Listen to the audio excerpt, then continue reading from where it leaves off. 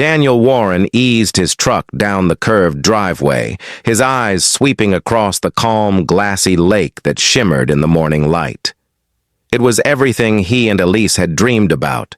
Quiet mornings, fresh air, and a place far from the noise of the city. The neighborhood seemed picture-perfect, with tidy lawns, neat flower beds, and mailboxes standing in perfect alignment. Elise stepped out of the passenger seat, breathing deeply. "This is it," she said softly, her voice carrying a mix of relief and anticipation. Years of working in high-pressure environments had taught her to value moments like this. She had served most of her adult life in a respected special operations law enforcement division, eventually retiring as a major. Retirement, for her, didn't mean sitting idle. She had set up a small private consulting office from home, advising agencies and security firms. The house itself was a charming two-story, with white siding, deep blue shutters, and a wraparound porch that overlooked the lake. Inside, the study, soon to be her office, was tucked away at the far end of the hall, with a sturdy lock on the door. It wasn't for secrecy in the dramatic sense, but because her work occasionally involved confidential documents and secured communication equipment. She valued privacy, especially in her professional space. They hadn't even finished unloading the moving boxes when a man in a pressed polo shirt and a clipboard approached from the sidewalk. He was tall, with a neat comb-over and a practiced smile. "Good morning," he said, introducing himself as Howard Briggs, the president of the Homeowners Association. "On behalf of the board, welcome to our community." Daniel shook his hand, politely, while Elise offered a friendly nod. Howard's tone was pleasant, but there was a sharpness to his eyes, an alertness that made it seem like he was already cataloging every detail about them. "I like to meet new residents right away," Howard continued. "It helps us keep track of who's moving in and make sure everyone's on the same page with the association's guidelines." Elise smiled. "We read the packet you mailed us. We'll be sure to follow the rules."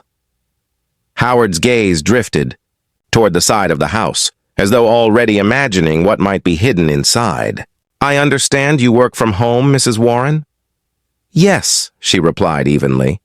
"I have a private office." "What kind of work?" "Consulting," Elise said. She kept her answers short, more out of habit than secrecy. Howard's eyes lingered, a second too long before he finally nodded.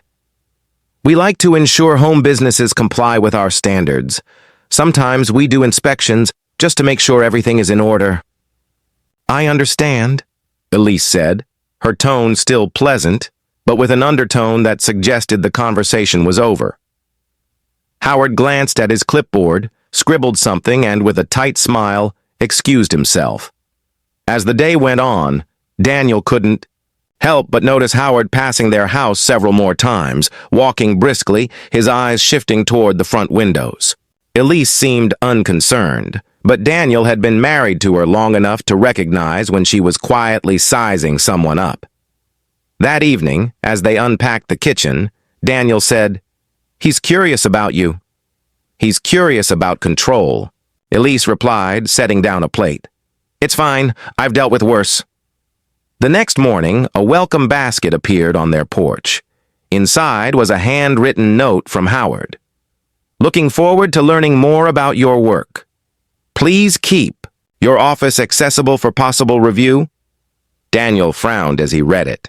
Elise simply tucked the note into a drawer without a word.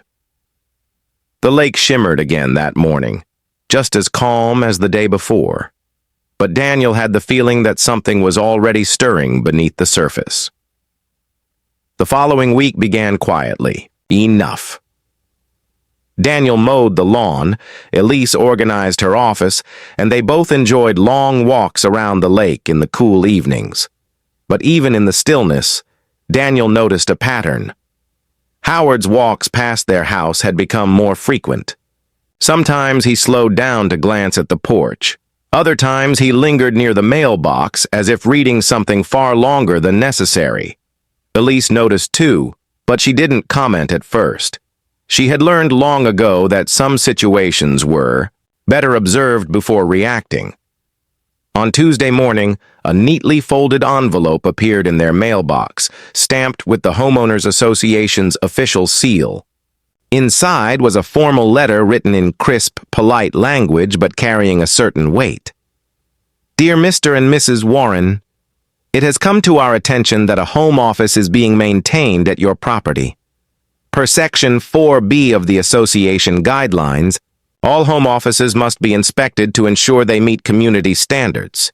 Please make arrangements to allow an inspection by Friday at 5 p.m. Failure to comply may result in further action. Daniel read the letter twice. He's serious about this. Elise calmly set her coffee mug down. Yes, he is. But that doesn't mean he has the right. He's acting like you're hiding something, Daniel said. That's not my concern, Elise replied. My concern is that he thinks he can dictate access to our home without cause. That afternoon, Daniel decided to speak to Howard directly, hoping a conversation would clear the air. He found the HOA president in his garage, polishing his golf cart. Howard, Daniel began, I got your letter about Elise's office. Yes, Howard said, straightening up. We'll just need a quick look inside. Nothing invasive. It's standard procedure. Where is that in the bylaws? Daniel asked. Howard gave a short laugh. Some things aren't spelled out word for word. We have to interpret the rules for the good of the community. We don't want unapproved activity going on. Daniel's tone stayed even. Her office is private. It's not open for inspection. Howard's smile thinned. That's not a good sign, Daniel. When people refuse, it makes others wonder why. Daniel took a slow breath. We have nothing to hide. But we also have a right to privacy. So the answer is no. Howard's eyes narrowed, but he said nothing more. The next few days, Daniel sensed a shift. Neighbors who had been friendly before now offered polite but brief greetings. Elise overheard someone at the post boxes asking if she was running a secretive operation. It was clear Howard had been talking. By Thursday, another letter arrived. This one was less cordial. Failure to allow the inspection is noted. The board will convene to determine next steps. Daniel set the letter down on the table. He's pushing this hard. Elise gave a faint smile. I've dealt with situations where people push harder than they should. It rarely ends well for them. That evening, the two of them sat on the porch as the sun set over the lake. The water rippled gently, glowing orange in the fading light. But Daniel's thoughts weren't on the scenery. He was thinking about what might happen next. Didn't have to wonder for long. The next morning, while Daniel was in the garage, Elise noticed movement at the end of the driveway. Howard was there again, this time speaking with three men wearing matching polo shirts and carrying radios. They glanced toward the house, their expressions serious. Elise stepped to the window, her eyes narrowing slightly. She didn't say anything. But Daniel caught the look when he came back inside. They're planning something, she said. And in that quiet moment, Daniel realized the situation wasn't going to fade away. It was about to escalate. Friday morning began like any other, at least for the first half hour. Daniel was in the kitchen making coffee while Elise sorted through some files at the dining table. The soft sound of the lake's gentle waves carried through the open window. Then came the knock. It wasn't the kind of knock that belonged in a friendly neighborhood. It was loud, quick, and repeated. The kind of knock that said, "We're here, and we mean business." Daniel opened the front door to find three men standing on the porch. They wore matching navy polo shirts with an embroidered patch that read, "Community Enforcement." Each had a small radio clipped to their belt, and two of them carried what looked like heavy-duty flashlights, though the way they held them felt more like they were ready to be used as batons. One of them, a tall man with a square jaw, spoke first. "Mr. Warren, we're here on behalf of the Homeowners Association to conduct an inspection of the home office." Daniel kept his voice calm. "We've already said no to that request." Behind the men, Howard stood on the sidewalk, holding his phone up as if he were recording. He wore a broad smile that didn't reach his eyes. "This is a required compliance check," the tall man insisted. "It will only take a few minutes." Before Daniel could answer, Elise walked up behind him. Her voice was steady. "You will not be entering this home today." The men exchanged glances, as though they weren't used to being refused so directly. The one with the square jaw stepped forward. "Ma'am, if you don't cooperate, the board will escalate this matter." Elise didn't move. "Then escalate it. But you're not stepping inside." From the sidewalk, Howard called out, "This is all being documented. The board will have proof you're obstructing a lawful inspection." "That's not a lawful inspection," Daniel replied. "You don't have authority here." The conversation might have ended there, except that two more vehicles arrived. Pickup trucks, both white, each with a magnetic Community Safety Team sign slapped on the door. 4 more men stepped out, all dressed like the first group. One of them wore a vest with multiple pockets, and Daniel noticed something clipped to his side, a holster. The glint of metal caught his eye, and a wave of unease passed through him. The new arrivals spread out across the driveway and front yard as if taking positions. Neighbors began to notice. Curtains shifted. 2 people walked slowly down the opposite sidewalk, pretending to be out for a morning stroll while keeping their eyes locked on the scene. Inside, Elise stayed calm, but her posture changed, straightening, shoulders back, eyes locked forward. Daniel recognized it instantly. It was the same look she had in tense moments back when she was still on active duty. One of the newcomers spoke, his tone firm. "Ma'am, we can do this the easy way or the hard way. You open the office, we take a look, and we leave." Elise stepped out onto the porch now, placing herself between the men and the doorway. "You have no legal authority to enter my home," she said clearly, so everyone, including the neighbors, could hear. The man with the holster placed his hand near his side, not touching the handle but close enough to make the gesture obvious. "Don't make this more difficult." Daniel's phone was already in his hand, recording every second. "You need to leave before you cross a line you can't uncross." Howard's voice came again from the sidewalk, dripping with satisfaction. "We'll see about that." The air felt heavy. The men didn't move, and neither did Elise. For a moment, the only sounds were the faint calls of birds over the lake and the low murmur of neighbors gathering to watch. Daniel knew something was about to give, and whatever happened next would change everything. Elise didn't move from her spot on the porch. Her stance was calm, but there was no mistaking the firmness in her posture. Daniel stood a step behind her, phone still recording. The morning sun was climbing higher, throwing sharp light across the driveway where the community enforcement team stood in a loose semicircle.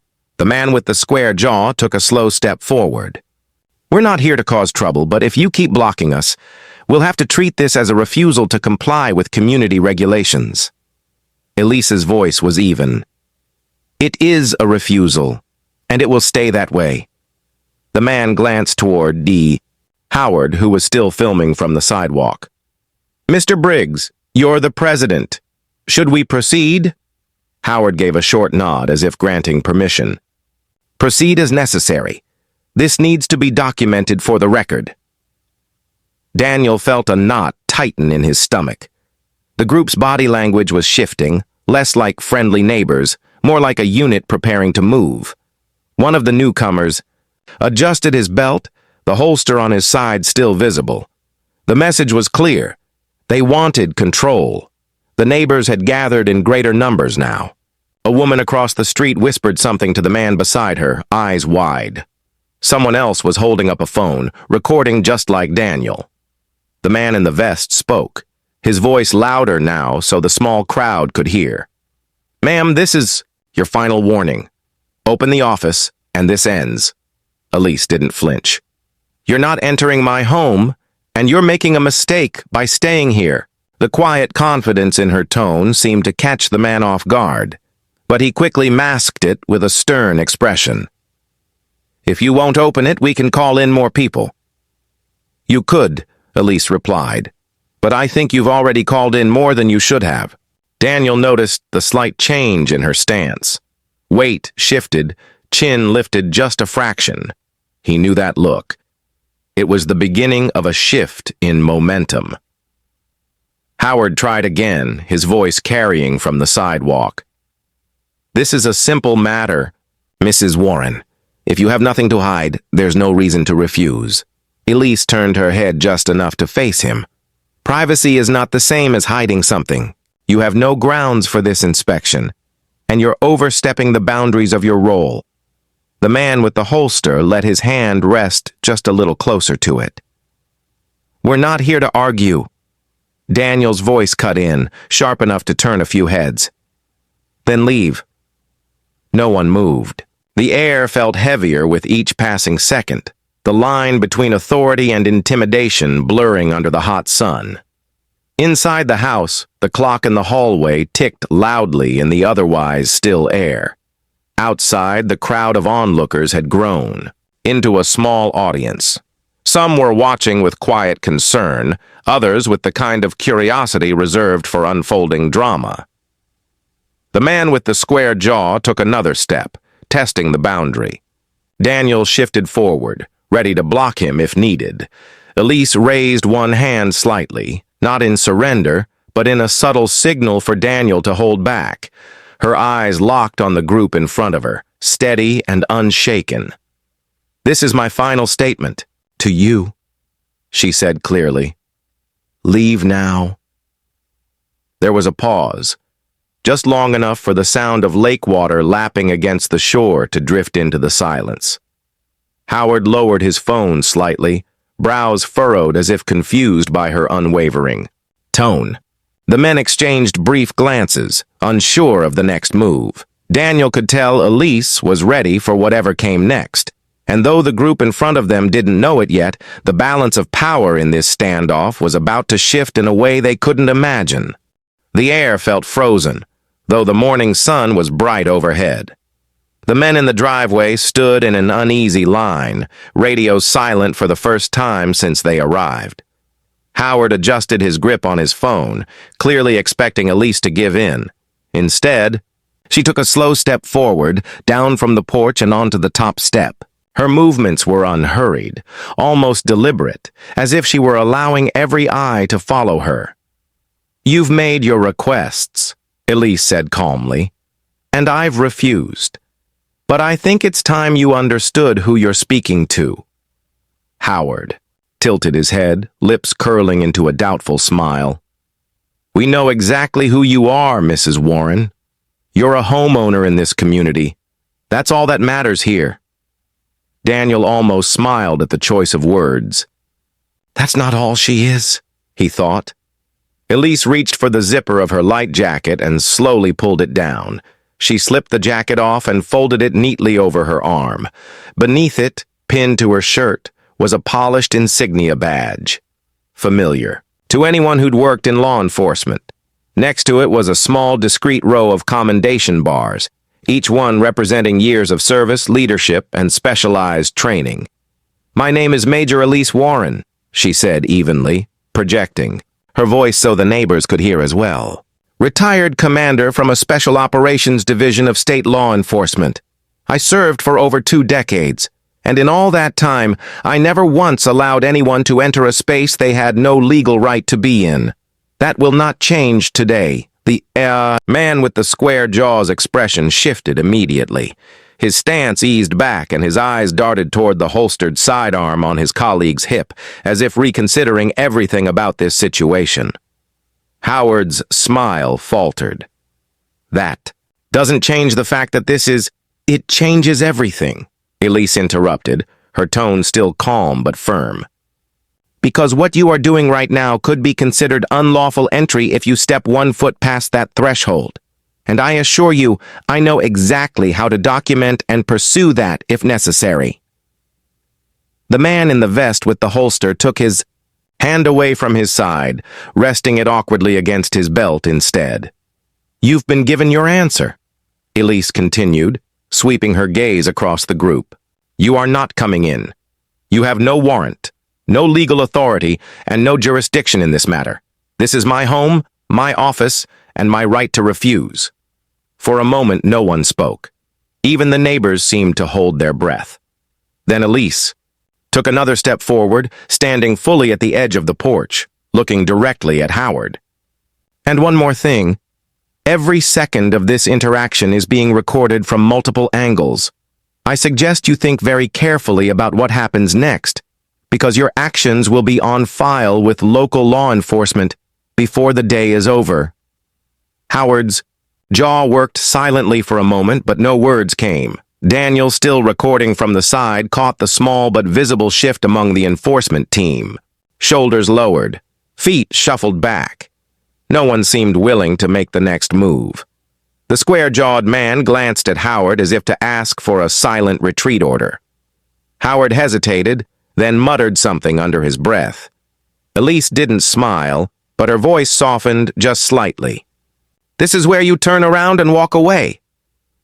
Slowly, one by one, the men stepped back toward their vehicles. Howard stayed a moment longer, staring at Elise, but whatever words he had planned never made it past his lips. Finally, he turned and followed the others, the cameras of curious neighbors tracking his every step. Daniel knew this wasn't over, but for the first time since the conflict began, the advantage had shifted, and it was entirely in Elise's favor. The retreat of the so-called enforcement team might have ended the standoff, but Elise knew enough about confrontations to recognize when a situation was only half finished. Howard might have been forced back, but he wasn't going to let this go quietly. She didn't have to guess for long. Less than 10 minutes after the last truck pulled away, the sound of sirens rose faintly in the distance. Daniel looked at Elise. "You expecting anyone?" "No," she replied, her voice calm. "But it sounds like they're expecting us."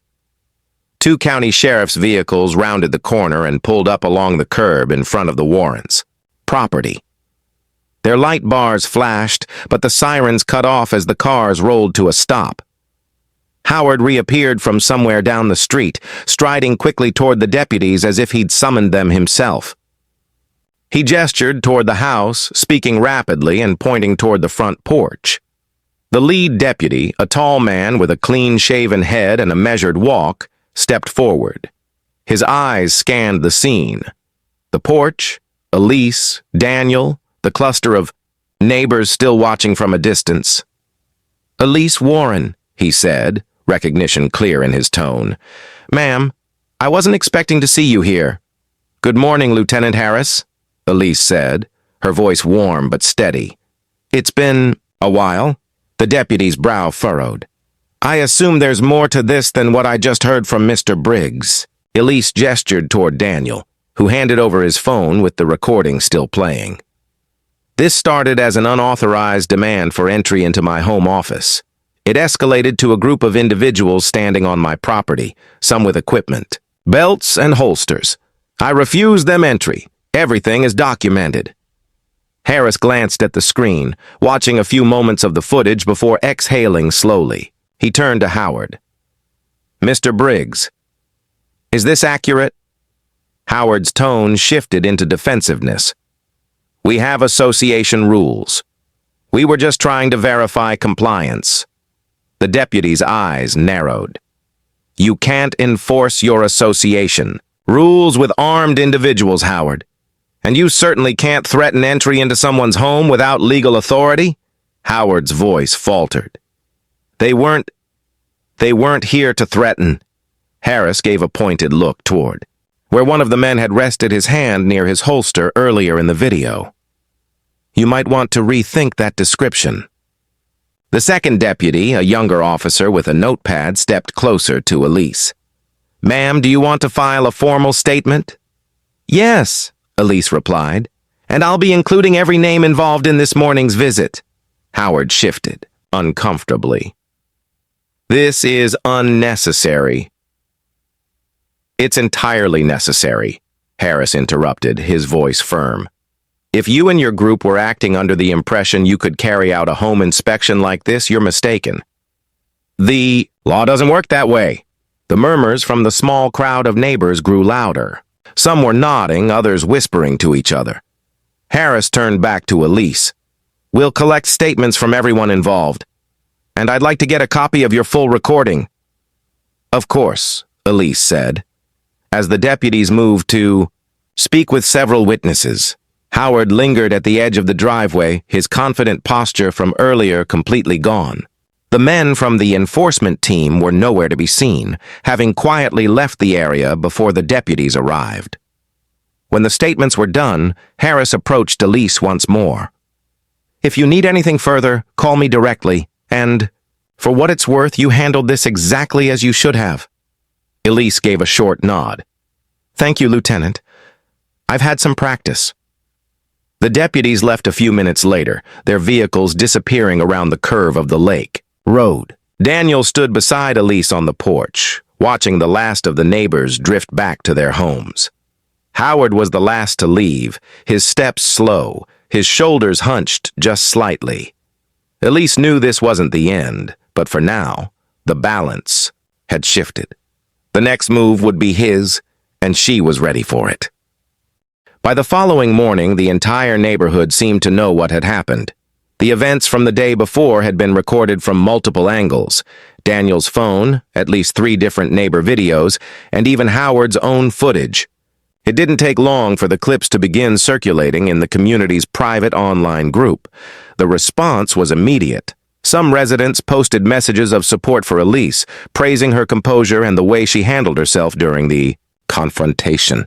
Others expressed shock at the presence of holstered weapons and questioned why the association would attempt an unannounced inspection in such an aggressive manner. Not all the comments were in her favor. There were a few voices insisting that the rules existed for a reason and that the HOA had the right to ensure compliance. But those messages were quickly drowned out by questions about the legality of the board's actions and whether Howard had exceeded his authority. Daniel sat at the kitchen table, scrolling through the online discussion. You've got a lot of people on your side, he said, passing the tablet to Elise. She skimmed through a few of the posts. I'm not surprised. I'm probably not the first person he's tried to intimidate. By late afternoon, Daniel noticed a few subtle changes outside. The neighbors who had been distant over the past week now waved again when walking by. A couple even stopped to chat, thanking Elise for standing up to the HOA. One older resident mentioned that Howard had once tried to demand entry into his garage to check for unauthorized storage. Inside the HOA office, a small rented room near the lake clubhouse, the atmosphere was tense. The board had gathered for an emergency meeting, but instead of rallying behind Howard, several members were questioning his judgment. We didn't authorize armed volunteers to confront residents, one member said sharply. Howard insisted. The men were simply part of the community safety team and that the holstered items were non-lethal. But the board wasn't convinced. It doesn't matter, another member replied. The optics are terrible, and now the sheriff's department is involved. Word of the deputy's visit had spread quickly. Even residents who had avoided HOA politics were suddenly paying attention. Petitions began circulating, some calling for a vote of no confidence in Howard's leadership, others proposing changes to limit the HOA's enforcement powers. By evening, Daniel and Elise received a polite but carefully worded email from one of the board members. Dear Mr. and Mrs. Warren, the board regrets the events of yesterday and wishes to assure you that steps are being taken to review procedures and prevent such incidents in the future.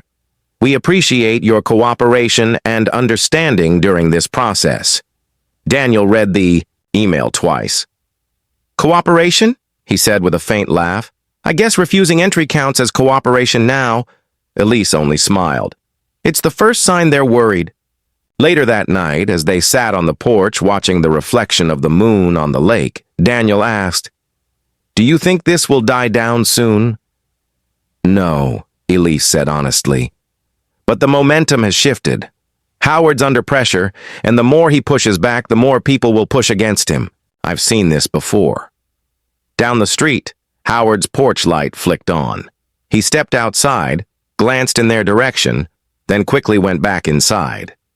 It wasn't the confident strut Daniel had seen when they first met.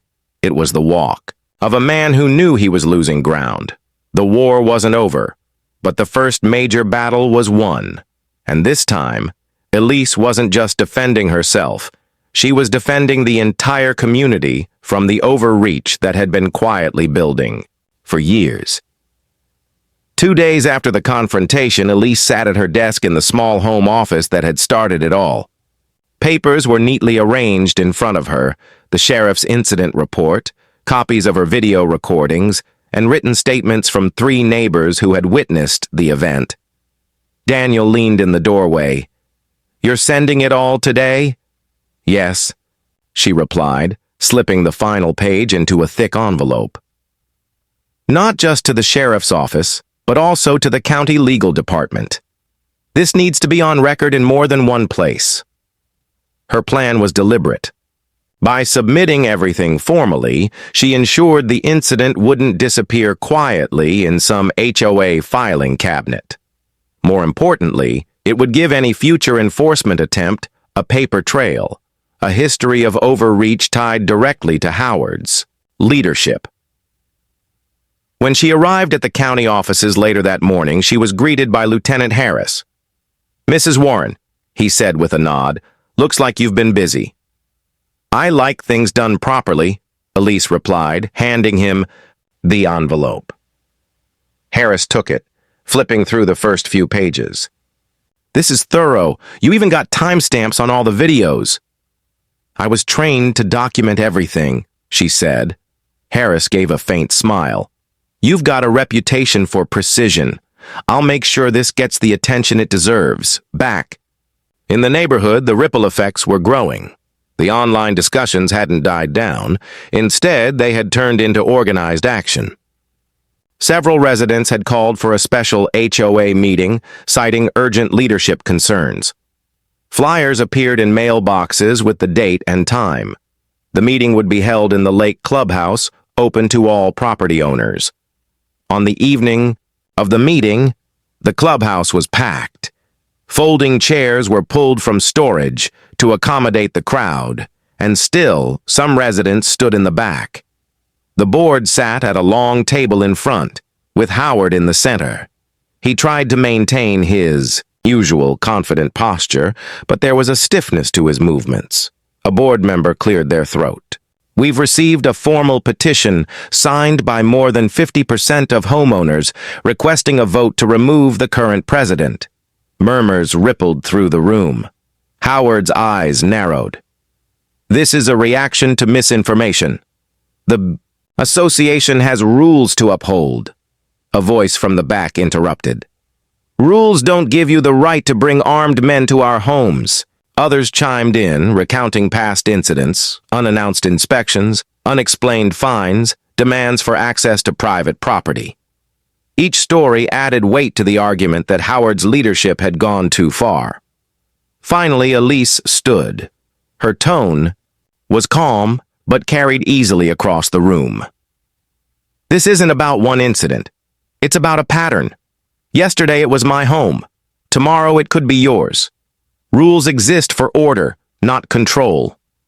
If we allow this level of authority without accountability, we lose the very rights we moved here to enjoy." The room went quiet for a moment, then a round of quiet applause began, building until nearly half the attendees joined in. The board moved to a vote. One by one, homeowners marked their ballots. The tension in the room was palpable as the papers were counted. When the tally was announced, the result was clear. Howard was removed as HOA president by a significant margin. The board appointed an interim president until a formal election could be held. Howard stood slowly, his jaw tight. Without A word, he gathered his papers and left the clubhouse. As the meeting adjourned, neighbors approached Elise to thank her. Some she barely knew, others she'd spoken to only in passing, but each expressed relief that someone had finally stood up to the overreach. Later that night, Elise sat on her porch with Daniel, the cool lake breeze carrying the faint sound of laughter from a few houses down. "It's over," Daniel said. "For now," Elise replied, her eyes on the moonlit water. "But if it ever happens again, they'll know exactly who they're dealing with."